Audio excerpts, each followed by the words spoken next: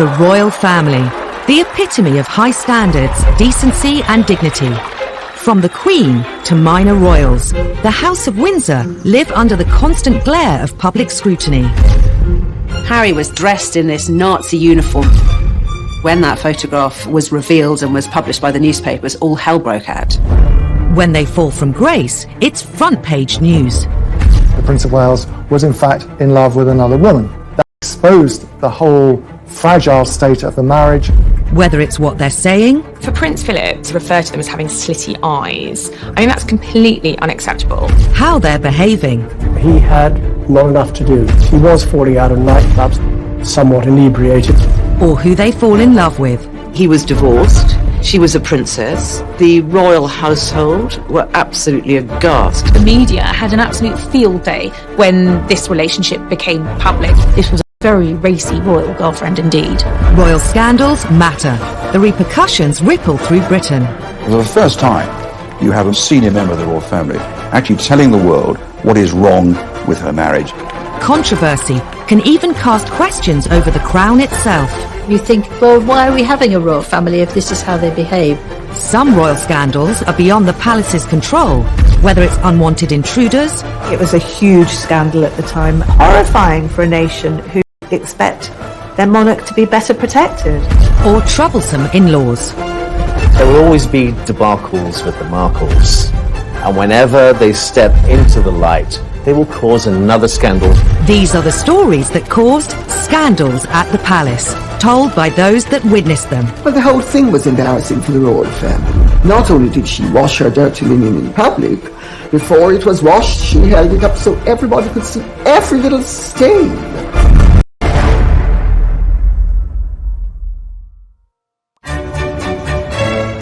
The House of Windsor, an institution at the heart of our nation. The royal family really goes to the very essence of as who we as Brits identify as and see who we are. The Queen is amazing because she's our head of state. Unlike previous royals, the Windsors rule during a media age like no other. The idea of that goldfish bowl, which the royal family live in, means that scandals are never very far away because the world is watching.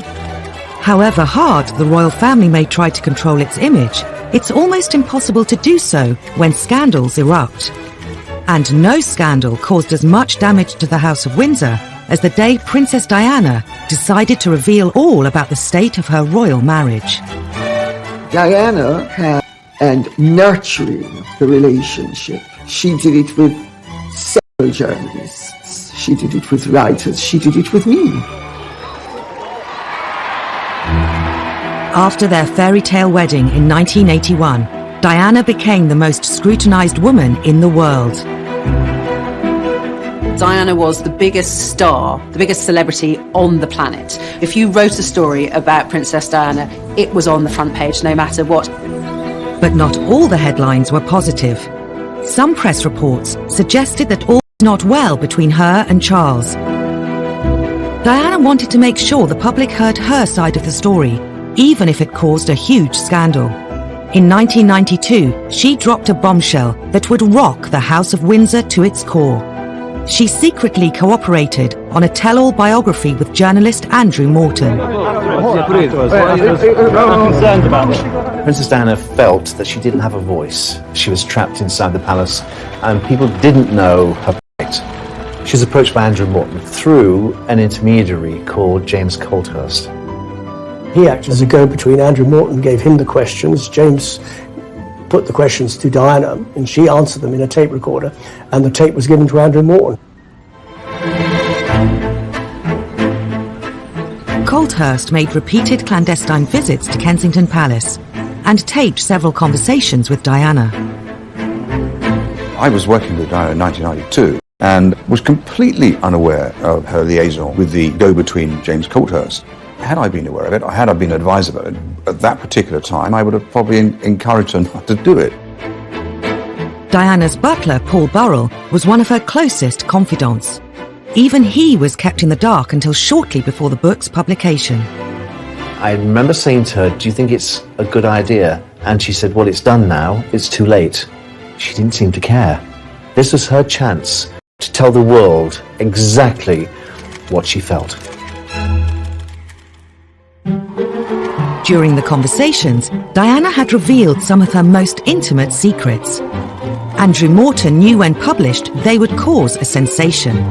He just could not believe what he was seeing. I mean, he knew he'd struck gold, but he was brave, and he was determined to go ahead and publish.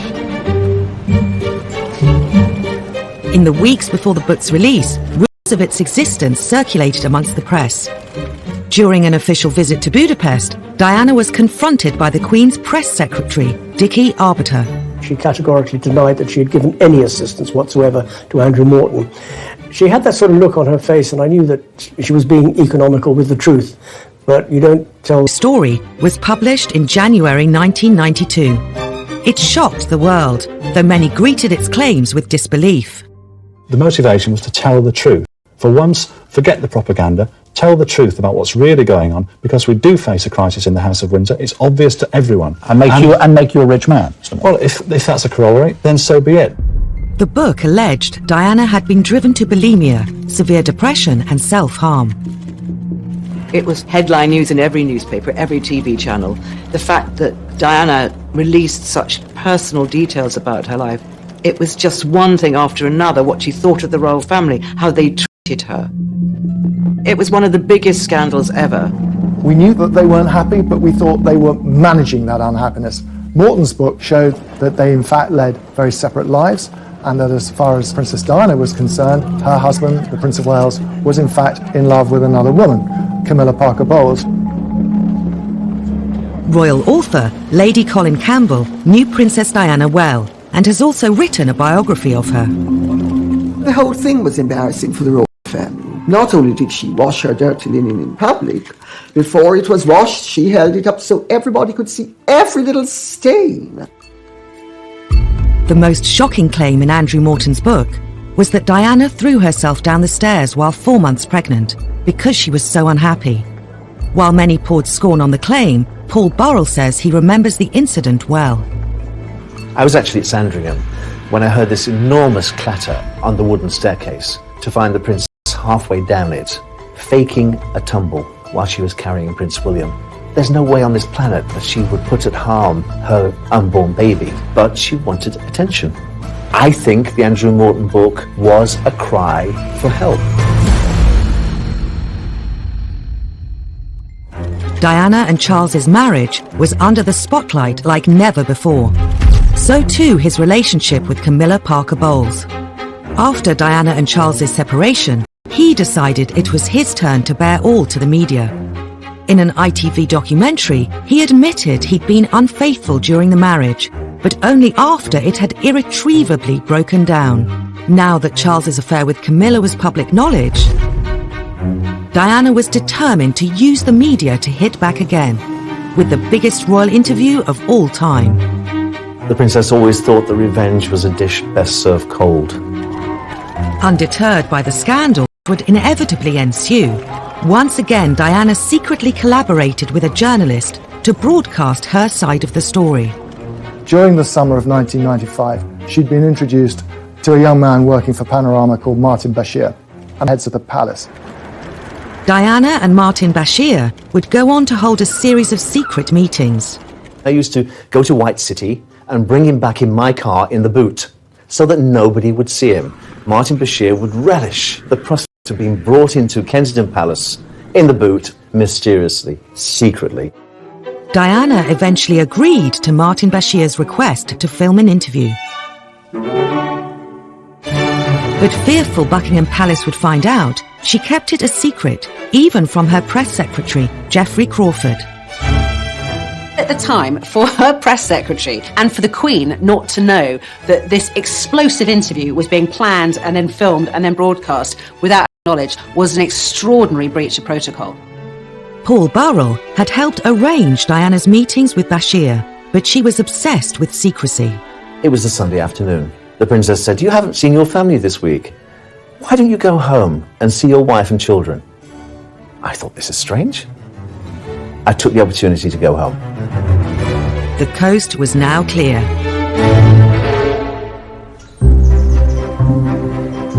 The Panorama team were secretly admitted to Kensington Palace. Their cameras were set up over a weekend, there was no one around, and they actually got the whole thing in the can before Diana admitted what was going on.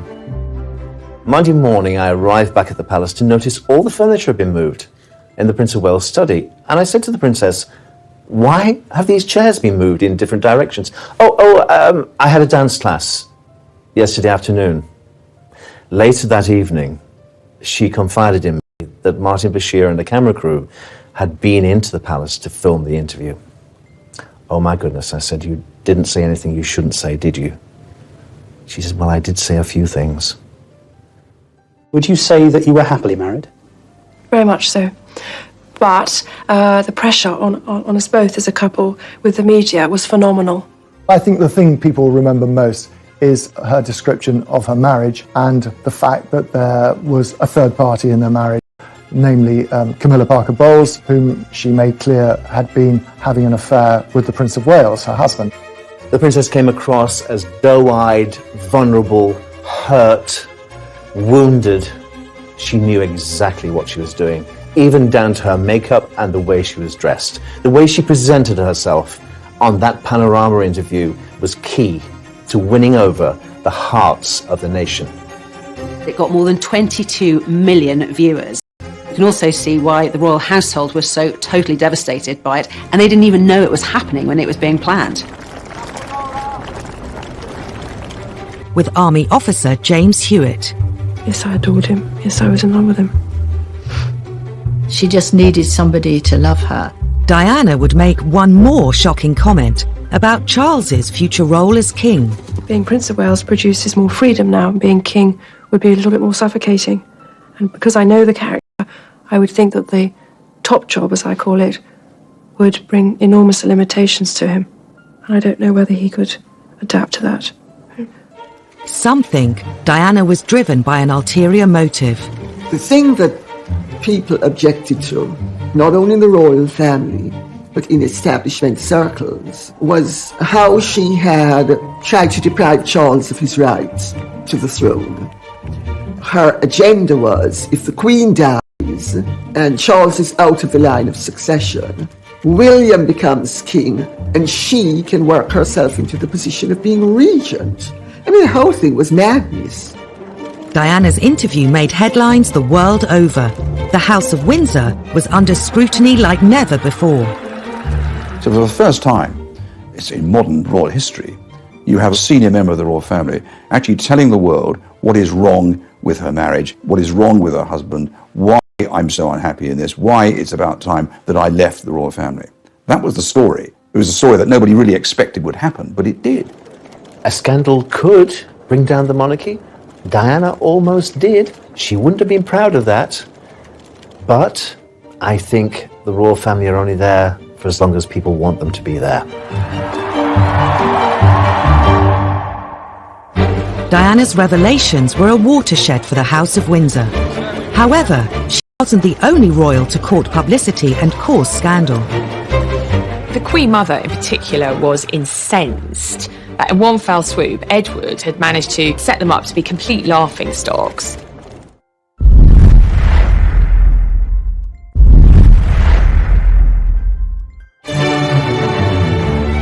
As reigning monarch for over 65 years, the Queen has had to endure decades of royal scandals. Many have involved her 4 children. The youngest, Prince Edward, and his wife Sophie, nowadays keep a low profile.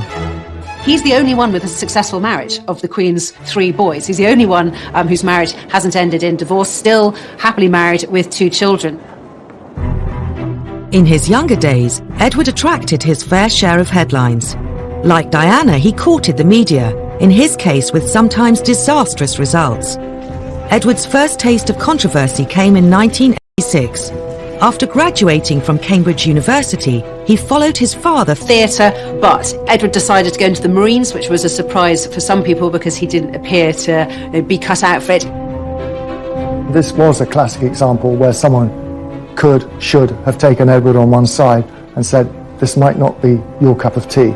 Just 4 months into his training at Sandhurst, Edward dropped a bombshell. Ingrid Seward was writing a biography of him at the time. Prince Edward was home for the weekend, and he told his family that he was going to quit the Marines. They said, don't be ridiculous. And they talked him round. He said, oh, OK, I'll stay. And he drove back to his base camp the next morning and handed in his resignation.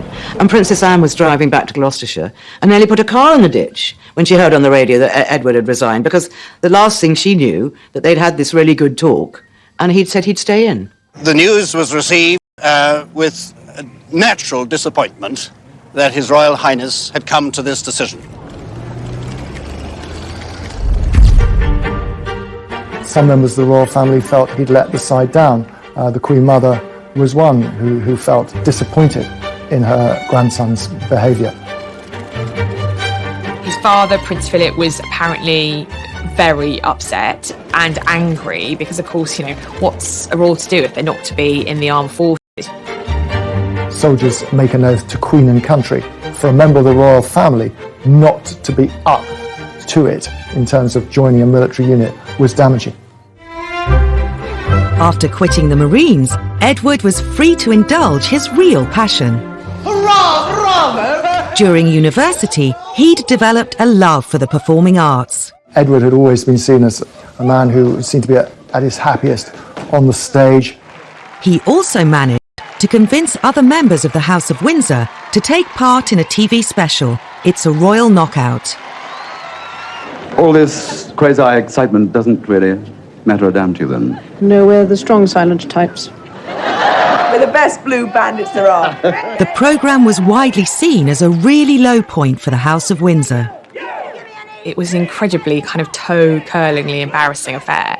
You've got the members of the royal family prancing in period costume. They look like extras from the Tudor court. I think it was quite dangerous for the royal family in a way, because you think, well, why are we having a royal family if this is how they behave? If you see these people running around mucking about like 6-year-olds or 3-year-olds even, and you think, well, am I giving my taxpayers money for this? It's nonsense. On the day the programme was filmed, Edward gave a press conference to the waiting media, but it turned into yet another Have you? Well, thanks for sounding so bloody enthusiastic. Richard Kay was the Daily Mail's royal correspondent covering the day's events and was at the press conference. And he said, what did you think of it? Well, we couldn't really answer because we hadn't been allowed to see it, at which point Edward sort of threw his toys out of the pram, if you like. What did you think of it? Thanks. I thought it was great. He displayed a very impetuous side of his character, and of course it was reflected in the television broadcasts and the newspaper accounts at the time. If Edward hoped It's a Royal Knockout would bring the royal family's image up to date, the whole affair did precisely the opposite. The Queen Mother in particular was incensed that in one fell swoop, Edward had managed to set them up to be complete laughingstocks. And she, having tried so hard to kind of reposition her family and obviously her daughter as monarch with dignity and gravitas, they're prancing around in Tudor costume, kind of laughing and braying in front of the cameras. It took them back several years. The fiasco didn't deter Edward from embarking on a career in television. In 1993, he started his own TV company, Ardent Productions. At the time, he made the mistake in saying, well, I'm not going to work on my royal connections, but practically every documentary he made had a royal connection. In 2001, Ardent were commissioned to make a series called A to Z of Royalty for an American TV channel. Prince William was about to start university at St Andrews. At the time, it was a big story. There was an agreement in place between the palace and the media that we would turn up to cover Prince William's first day at university, and we would then leave, which we all duly did, except there was one film crew that didn't pack up and leave, and ironically enough, that was Edward's. Edward's film crew broke the agreement Clarence House struck with the media and continued to film around the university. Edward and his media career once again attracted all the wrong headlines. Edward was very defensive about it, maintaining that they weren't stalking Prince William, they were merely doing some extra shots they wanted to take up there. It did look very much like there were two rules. One rule for the working press, if you like, the media, and another for the royal family. It looked Favoritism. Press reports claimed Ardent's bungling caused a huge bust-up between Edward and William's father. Prince Charles was apoplectic about it. When news reached him that there was still a camera there, there was quite a colourful phone conversation had between the two brothers. Ardent were forced to issue a public apology. It was a massive case, end of Edward's fledgling production career. Edward's television career was subject to press ridicule from the beginning. It was symbolic of the media's changing relationship with the royals. In the years immediately after the war, the British media showed far more deference to the monarchy. But in the 1950s, that began to change. The threat of scandal forced Princess Margaret to abandon her plans to marry. Her suitor, a member of the royal staff, named Peter Townsend. Peter Townsend was a war hero, a fighter pilot, very glamorous. But Peter Townsend had been married before, and in those days that created a huge scandal. The obstacles were enormous. He was divorced, she was a princess, the royal household were absolutely aghast. It was seen as a scandal because you can't do that as a royal. You can't get involved with somebody who is divorced. It's not done. Sir Alan Lascelles, who was the private secretary to the Queen, when Townsend went to tell him of the news that they intended to marry, Lascelles said, "You must be either mad or bad or both." The Royal Marriages Act meant Margaret needed her sister the Queen to agree to the marriage.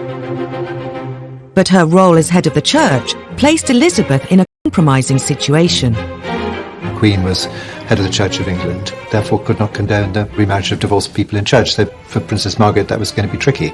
Divorce was a dirty word. It was a dirty word in terms of the church.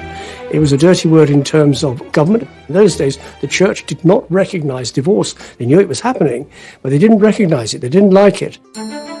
As the church and the powers in the government pressed the Queen to oppose the marriage, the romance was about to become public knowledge. An eagle-eyed reporter saw Margaret brush a bit of fluff off Group Captain Peter Townsend's RAF tunic, and royals don't brush fluff off the hired help's tunic, and they thought, aha, there's something here. It was out in the open, they couldn't disguise it.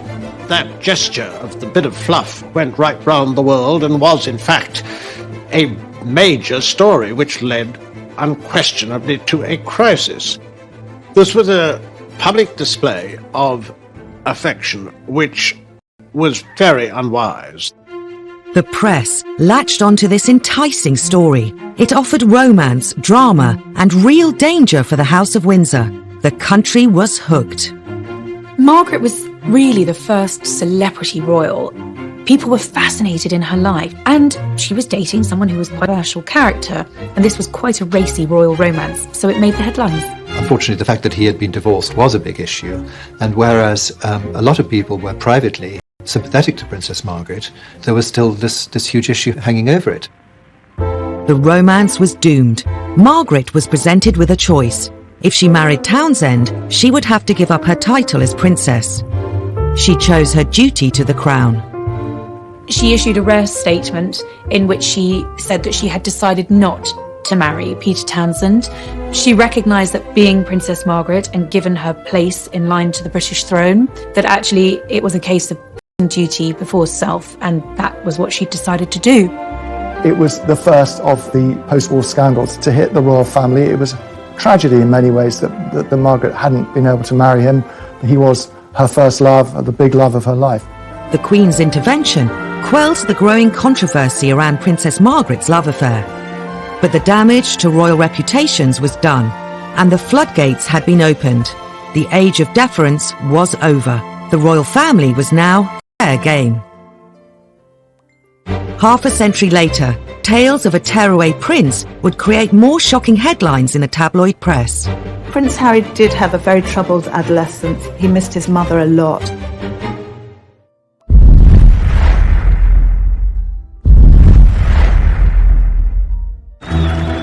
Prince Harry. He served Queen and country. He campaigns for all kinds of worthwhile causes. As he's one half of a real-life royal fairy tale. Sixth in line to the throne, these days he's undoubtedly one of the most popular members of the royal family. But a few years ago, he was no stranger to tabloid scandals. Harry's always been the one who knew he'd never be king. Didn't matter. So Harry could do exactly what Harry wanted. Harry was doing his A-levels at Eton College, but was destined to join the armed forces. The army was always his first love. I remember him as a 5- and 6-year-old strutting around Kensington Palace in army fatigues with a parachute regiment beret. But before serving in the military, Harry was grabbing the headlines. He had not enough to do. He was falling out of nightclubs, somewhat inebriated. In 2002, the antics of the 17-year-old were to make front-page news. He got involved with smoking cannabis and drinking too much, so his dad took him by the ear and took him to a rehab centre. Prince Charles was so concerned at how often his younger son was using cannabis that he insisted he visited the Featherstone Lodge Centre in South London. Prince Harry met addicts. Story caused a stir and would become a major front-page splash. The News of the World got a hold of the story and, put it to the palace, and we're going to go run with a big story about drugs. Prince Charles's spin doctor at the time, Mark Bolland, later said they decided to cooperate with the News of the World to try and present the story positively. They showed the Prince of Wales in a good light by saying as a dad he was taking his kid to the rehab centre to show the dangers of drugs and drink. And the News of the World would go along with it because then they could run the story on the drugs anyway. What youngster of that age wasn't falling out of nightclubs or pubs? It happens all the time. Even if you've got a protection officer in tow, that you are going to get up to things that maybe you shouldn't. Others in the media speculated that Harry was struggling to cope with the death of his mother at the age of 12. Prince Harry did have a very tough time after the death of his mother. He had a very troubled adolescence, very public displays of fighting with photographers and getting drunk. I think he missed his mother a lot and didn't really have a role in life. I think Harry's wild teenage years have a direct link to losing his mother. William and Harry walked behind Diana's coffin as part of the funeral cortege. Having grown up with them, of the two boys, I always worried about Harry most. An almost intolerable moment for the two boys, the two princes. Impossible to put into words. I knew that William was of an age he could understand his mother's passing, and Harry wasn't. And that really did affect his teenage years. He admitted a couple of years ago that he suffered mental health as a result of the death of his mother. At the time, he said no 12-year-old should be asked to walk behind a coffin. But then Prince Harry's no ordinary 12-year-old. He's a prince of the United Kingdom. After the rehab story, the press became increasingly interested in Harry's personal life. This was a difficult time for Harry.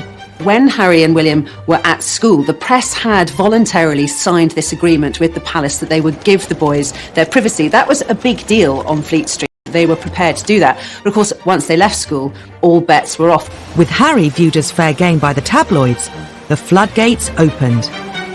It was a fancy dress party with a colonial theme. Harry, for some reason beyond most people's understanding, decided that he was going to dress up with Nazi insignia, which a guest caught and photographed and sold to the Sun. He made this very, very silly mistake, obviously deeply inappropriate, going to this fancy dress party, which itself had a pretty dodgy theme, colonialism. And obviously when that photograph was a sort of global upset. I was in Barbados at the time, and I was talking to this minister, and he was horrified. The Jewish community were very upset about it, and so they should be. I think everybody should be upset about it, that a member of the royal family, and a senior member of the royal family at that, was wearing a swastika armband. The timing was particularly bad, as it happened 2 weeks before the 60th anniversary of the liberation of Auschwitz. It was seen as trivializing something that was such an important part of world history. It was a huge scandal for the royal family. It was such an insult to so many people. But obviously Harry hadn't thought about it, and obviously William hadn't thought about it either, or else he would have said, hey, that's a really silly idea. To make matters worse, the press brought up old stories the Nazi connections of Edward VIII, the Queen's uncle. I think Prince Harry, inadvertently, by effectively a schoolboy prank, brought a lot of those feelings back to the fore. The royal family immediately apologised. I don't believe for a minute that he's got those sort of anti-Semitic tendencies. It was just thoughtless, and he really messed up. It could have affected his career in the army. He was just about to go to Sandhurst. But the military academy accepted his application. Then he got the call to the army, and that was the making of him. He excelled as a cadet. He excelled when he joined his regiment, Blues and Royals. Harry was posted to Afghanistan. He became the first member of the royal family to serve in a war zone since his uncle, Prince Andrew. He was trying to find a role for himself, and in the army, it seemed he'd found one. He'd served with great distinction. Soon before Harry was due to go on his second tour of duty in Afghanistan, he took a trip to the US. I think going to Vegas was really Harry having his last hurrah before going to war. Harry was going to the front line. In August 2012, footage emerged of Harry at a Las Vegas pool party surrounded by women in bikinis. He let off steam in a way which sort of raised eyebrows. I think that's at the very least. He probably felt no 100% guarantee that he was going to come back in one piece. He might come back in a body bag, might as well let his hair done. And then he did just that. But his send-off party left him with more than just a hangover. He was snapped naked after a game of strip billiards in his hotel suite. The scandal went global. This was front page news. Harry naked in Vegas. I'm not saying that he shouldn't have done it, but his protection team have let him down again. This was a naked body saw things going wrong, and on this particular occasion they didn't. The photos rapidly spread across the world. There was a strong effort by the palace to suppress the pictures, to prevent them being published in this country, and for some time that held firm. It was quite ludicrous, really, because they'd already been seen by anyone who's got a computer or a phone. They could just tap in and look at them. A few days later, those pictures of the party-loving prince made a splash in this country too. He was portrayed in the media as a foolish young man who had some life lessons to learn. In many ways, it was rather unfair. I mean, he was only doing what a lot of young men of his age do. I think at the end of the day, when the pictures started appearing, it endeared Harry to the great British public. They thought, hey, he's one of us. Ultimately, it was a phase Harry was going through, like a lot of kids go through, and just part of his growing up. Today, Harry has dedicated himself to helping young people and mental health charities. And of course, he's very happily married. Some think Harry's wild days actually helped cement his place in the hearts of the public. I think the whole world love Harry. Welcome to Canada! They love a sort of bad boy who's become a good boy, and he's got a lot of charisma. Harry is a progressive modern royal. You either want the royals to be modern or you don't. If they're not modern, they're complaining about them not being modern. If they do modern things, then still complaining. You can't have it both ways. Prince Harry cares a great deal about how he's perceived. But the same couldn't be said of his grandfather. I think there's always a slight intake of breath whenever we used to see the Duke of Edinburgh on public engagements, because you never quite knew what he was going to say or do next. They don't sound entirely native. He does have an extraordinary ability to put his foot in it.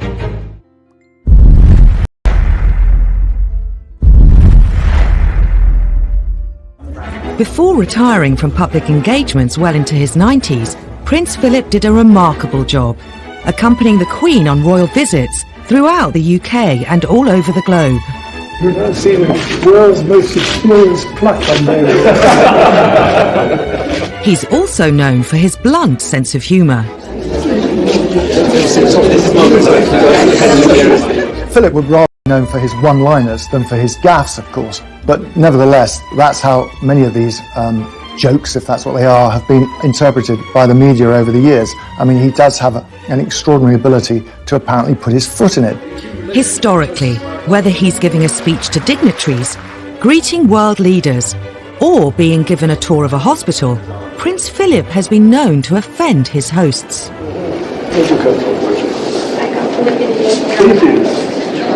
intake of breath whenever we used to see the Duke of Edinburgh on public engagements, because you never quite knew what he was going to say or do next. And that's led to a string of scandals and a huge array of headlines. The Duke of Edinburgh definitely has a reputation for being gaffe-prone. Some of them are funny. Thank you very much indeed for your kind welcome and for the very nice things you said about me, and also for this excellent dinner. I can tell you that I'm prepared to grace almost anything for a meal like that. Some of them are very non-PC. Prince Philip today unveiled an award, but also at one point observed that a somewhat dilapidated fuse box looked as though it was put in by an Indian. And some of them are downright offensive. You don't sound entirely native. I just don't think he can help himself. He just says what he thinks. And I suppose in the 1920s and 1930s you could get away with that. Prince Philip is a law unto himself. I think it would take a very, very brave person to say, sir, by the way, can you just tone it down a bit? No one tells Prince Philip what to do, first and foremost. He is his own man. He says what he thinks and what he feels. At the centre of a storm, the Duke visiting Ely Cathedral today, saying nothing more about handguns. On his behalf, though, a lengthy apology from Buckingham Palace after he questioned the wisdom of new restrictions. He is trying to say the right thing, and sometimes it doesn't come out quite right. He's always taken the view that his role is an icebreaker. The Queen is actually remarkably shy. In 2013, Philip met Nobel Prize-winning education campaigner Malala Yousafzai. There's one thing about children going to school. They go to school because their parents don't want them in the house. Instead of putting people at ease, sometimes he puts them in the spotlight. In 2010, Navy Sea Cadet Elizabeth Rendell made national news when the Duke asked her if she worked in a strip club. He was with people in uniform. He's always much more comfortable with naval and army types, and he obviously felt secure in their surrounding that he could crack a joke. While people in the UK are used to his old-fashioned sense of humour, on the international stage, the Duke has sometimes threatened diplomatic relations with foreign countries. I don't think he means any genuine offence when he makes these one-liners, but unfortunately, he has offended nations and peoples around the world. In 2009, the Duke committed one of his most high-profile blunders when meeting Barack and Michelle Obama. Meetings with the Chinese, the Russians, David Cameron. I think Prince Philip asking whether you could tell the difference between Chinese, have a preponderance of saying something rude about the Chinese. In 1986, while on a state visit to China, Philip made arguably his most infamous and catastrophic blunder of all. They were behind the red flag of China for the very first time, a huge visit because of all the trade potential. And it went terribly well, up and until Philip's comment. He described Beijing as ghastly and then made further offensive comments about the Chinese people. I was there when he said to a group of students, if you stay here any longer, you'll get slit eyes. The students themselves weren't offended. However, the hosts were, and there was an enormous diplomatic mission undertaken to smooth things over. Of course, on the surface, everyone said they weren't offended at all, but we were always told that behind the scenes, things were very fraught. I don't think the Queen was overly impressed with that one. The Duke's gaffes may cause tension, but the press have always lapped them up. Some who know the royals feel Philip is treated unfairly. Prince Philip likes to relate to people on a human level. He tells jokes that are funny. What have you done wrong? But if you hijack the joke and take it out of its context, it can be misinterpreted. The problem is when Prince Philip makes a gaffe, all the press are absolutely delighted because there they have their story. During royal tours, there's always somebody that goes off on what they call gaff watch. They follow Prince Philip to see if he says anything rude or inappropriate or racist, and he nearly always used to come up with some very funny remark. He can be a godsend to the media, but sometimes he does offend. Yeah, there's no doubt about that. There's some classics, like when he went to Australia. In 2001, the Duke was accompanying the Queen on a royal tour of Australia to help mark her Jubilee. The Duke asked Aborigines if they still threw spears at one another. It was just one of those moments where people just didn't know what to say or where to look. This comment caused such uproar and such offence that the palace was forced to release a statement to make it very clear that the Duke had made these comments with a light heart and that no offence was intended. But of course, by that point, the damage had been done. He had hugely offended his hosts. In spite of, or perhaps because of Prince Philip's infamous gaffes, he's remained very popular with the public. Well, Prince Philip is one of the most well-loved members of the royal family. He really was the kind of comedic companion to the Queen. He has been sort of a wonderful husband to the Queen, so supportive throughout. An essential ingredient of any happy marriage. And you can take it from me that the Queen has the quality of tolerance and abundance. Sometimes it's not just the reputation of the royal family that's on the line, it's their safety. When there's a lapse in security, it's not simply a scandal, it's a matter of life and death. She could have been knifed, she could have been suffocated. Anything could have happened to our monarch lying in her bed. Cuộc đời đua trên bộn bề giàu lo, nhiều lúc ước mơ rằng được phép nhiệm màu đưa tôi về thuở xa xưa, bay cao cùng cánh diều người chơi với đàn bạn. Ôm những ngày thơ vui đôi ngày tháng gian, để lòng tôi hân hoan dưới trời mây, ngày xưa dấu yêu còn đâu.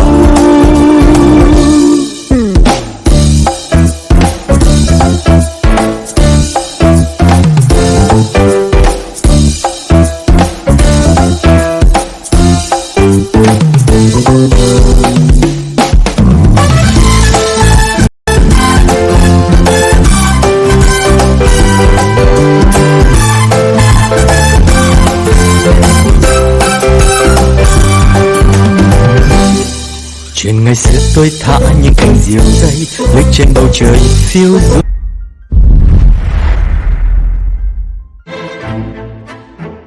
While we're used to seeing the public lives of the royals, what goes on behind palace walls has always been more of a mystery.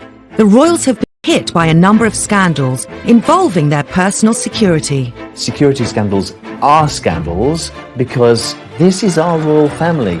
They're precious to us and we want to keep them safe. Well, if we can't keep some of the most important people in the country, the Prime Minister, members of the royal family, alive, then what hope do we have for the rest of, hoi polloi? As stories have emerged of royal security lapses, they've given us a glimpse into the private lives of our royal family. In the early 1980s, an intruder at Buckingham Palace got dangerously close to the Queen. I think in this day and age especially, the security of the Queen is of the utmost importance, and we have to ensure that we do have the best security in place and protection for her. You would think that Buckingham Palace is one of the most secure properties in the land. You're wrong. 7 a.m. on a hot July morning in 1982. 33-year-old unemployed decorator Michael Fagan was suffering from severe depression after the breakup of his marriage.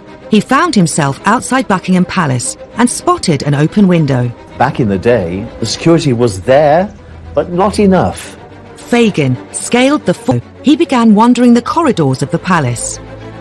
Within minutes, he reached the wing housing the royal apartments, including the Queen's bedroom. He had managed to completely evade royal protection and security and get straight to the Queen. On his way in, Fagan had set off an alarm sensor, but thinking the alarm was faulty, the police silenced it. To make matters worse, the armed police officer, who should have been outside the royal bedroom, was away from his post. Fagan walked straight into the Queen's bedroom, where she was fast asleep.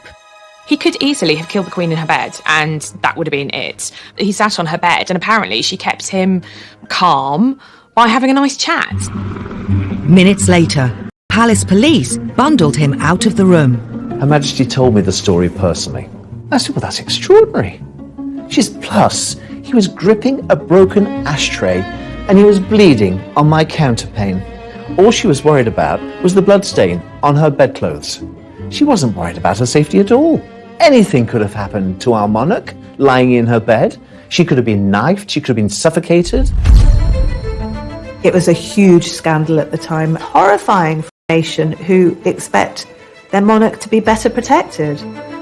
The embarrassment and the scandal reverberated through the corridors of Buckingham Palace, down the Mall into Westminster. It was such a national scandal that the Home Secretary offered his resignation. The Queen said no, but he obviously felt embarrassed enough to offer it, and I think that was right. Michael Fagan wasn't charged, but did spend the next 6 months in a psychiatric hospital. The scandal meant that royal security was doubled, and Her Majesty could sleep safely in her bed. The Queen had a close escape, but 2 decades later, the royals were hit by yet another security scandal at Prince William's 21st birthday party. It seemed lessons hadn't been learned. It's impossible to believe that an imposter can get into Windsor Castle, particularly something as high profile as Prince William's 21st birthday party, and yet that's what happened. The theme of the party was Out of Africa. Unbeknown to the news crews filming the build-up, they'd caught on camera the man who would be on the front pages of the tabloids the next day, and it wasn't the birthday boy. Happy birthday! Dressed as Osama bin Laden wearing a ball gown, a little-known comedian, Aaron Barshak, the self-styled comedy terrorist, was parading around Windsor's streets, pretending to be one of Will's party guests. You can see from the footage Barshak walking up Castlegate, up to the castle, all dressed up as a comedy terrorist with a big black beard and his robes. Because, of course, trying to monitor who's meant to be there and who's not meant to be there when everybody... The comedian was dressed in a pink dress and a fake beard, so he clearly didn't fit with the theme. He should have set security alarm bells going much earlier than he did. But in fact, he was able to slip in undetected. How he managed to scale the walls, how he subsequently managed to infiltrate the party. I mean, this was the stuff of almost unbelievable reports the next day. The walls of Windsor Castle successfully kept out the rebel barons in the 13th century, but they were no match for a man in a peach-coloured ball gown and a false beard. He managed to get past the police security and into the castle, which, by the way, is a pretty big place. Straight into the party. I mean, that was a huge security breach. Barshak climbed onto the stage, where Prince William was making a speech. He kissed him on the cheek before eventually being detained. He certainly shouldn't have been allowed to get anywhere near, let alone kissing distance, of William. The fact that he got on stage, no one realised anything was wrong until Prince William looked at him and said, "Who the hell are you?" It is rare for almost all senior members of the royal family to be gathered together in one place, and if Barshak had been someone with evil intent, well, you can imagine the consequences. There was a huge public outcry. David Blunkett, the Home Secretary at the time, had to make apologies on behalf of the police. Security breaches don't get any bigger than that. It was a huge royal scandal, and suddenly all of the attention was off the birthday boy and on what was essentially a massive security threat. David Blunkett did also, interestingly, put the boot into the royal family. He clearly wasn't prepared to take the full blame on behalf of the police and said that the royal family had specifically asked for lighter touch policing on that night. Every senior member of the royal family was in attendance. Had that been a real-life terrorist, we'd be talking about a very different story today. Could the lax security around the royals have prompted the idea behind the next breach? Less than 6 months later, an undercover reporter infiltrated the royal household and got a job as a footman. The reporter faked a CV, bogus references, and somehow managed to elude royal security and all of the checks that surely go with applying for a job in the household. The Daily Mirror even managed to take this grainy photograph of their fake footman, Ryan Parry, standing on the balcony of Buckingham Palace. The Mirror journalist described how his uniform guaranteed virtually unlimited access to every part of the palace. For the Daily Mirror, this was a massive coup, revealing the most astonishing details about the domestic lives of the royal family. The fake footman had access to Queen and Prince Philip their breakfast. He revealed these fascinating details of breakfast with the royals, the Queen feeding her corgis marmalade and toast underneath the table. They all thought Queen would be eating off gold plate, and the idea that her muesli is brought to her in Tupperware boxes sort of really appealed to people. The British public were able to gawp at what Her Majesty eats for breakfast. The country were shocked someone with a fake CV could get so close to the Queen. It just makes you wonder about how many other people they've employed who have had slightly dubious backgrounds. Even more embarrassing was the timing of the scandal. He was there on the eve of a presidential stay. In fact, he saw the president's bedroom. There could have been a real scandal over the fact that this undercover reporter was working within feet of President Bush while he was a guest of the Queen. For the palace, utter humiliation, an absolute breach of royal security. While security staff can be hired and fired, even the royals can't choose their in-laws. The Markles, they're not going anywhere.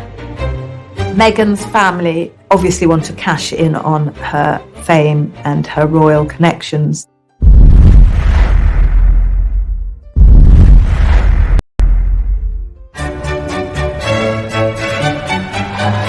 May 2018, Prince Harry married Meghan Markle in a fairy tale wedding, watched by the world.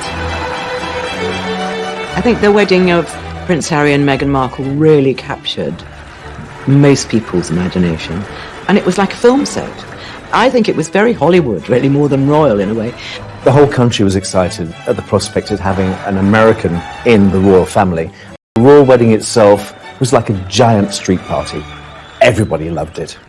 For the Windsors, a royal wedding means welcoming a new set of in-laws into the family.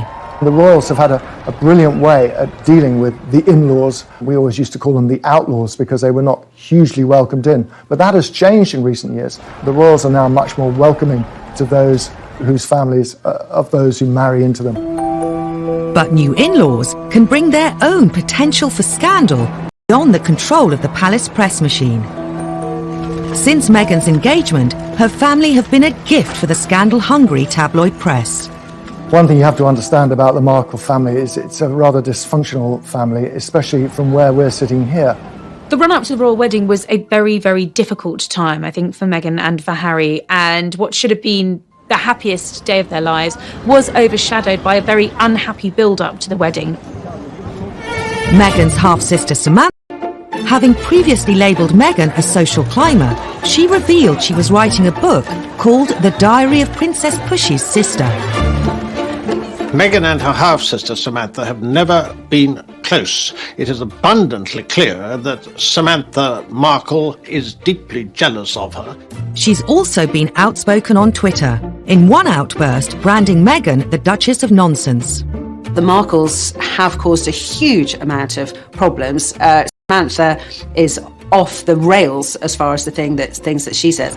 In the weeks before the wedding, the scandals kept coming. Many of the Markles have been keen to cash in on their fame through their new royal connection.